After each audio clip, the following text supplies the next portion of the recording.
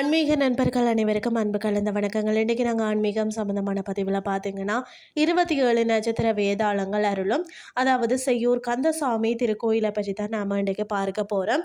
முருகப்பெருமானின் அறுபடை வீடுகளுக்கு இணையாக போற்றப்படும் ஒரு தலம் தான் செங்கல்பட்டு மாவட்டத்தில் செய்யூரில் அமைந்துள்ள அருள்மிகு கந்தசுவாமி திருக்கோயில். இந்த கோயிலின் அதிசயங்களையும் சிறப்புகளையும் நாம் இன்றைக்கு பார்க்கலாமா வாங்க.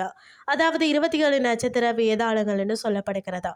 உலகிலே வேறு எங்கும் காண முடியாத அதிசயம் 27 நட்சத்திரங்களுக்கும் தலா ஒரு வேதாளம் வீதம். மொத்தம் பார்த்தீங்கன்னா 27 பூத கன வேதாளங்கள் இங்க காவல் தெய்வங்களாக உள்ளனர்.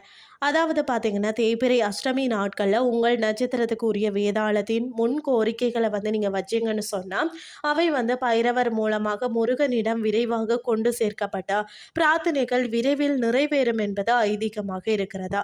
அது மட்டும் இல்லாமல் இங்கு பார்த்தீங்கன்னா சிவாலயங்கள் போல் இல்லாமல் கோஷ்ட தெய்வங்களாக முருகப்பெருமானின் பல்வேறு வடிவங்களே, அதாவது பார்த்தீங்கன்னா நிருத்த இஸ்கந்தர், பிரம்மசாத்தா, பாலஸ்கந்தர், சிவகுருநாதர், புலிந்தர் அருள் பாலிக்கின்றனர். சூரிய பகவானை முருகனின் அம்சங்களாக, அதாவது சுகசூரியன் என்ற பெயர்ல இங்க வேற்றிருக்கிறாராம்.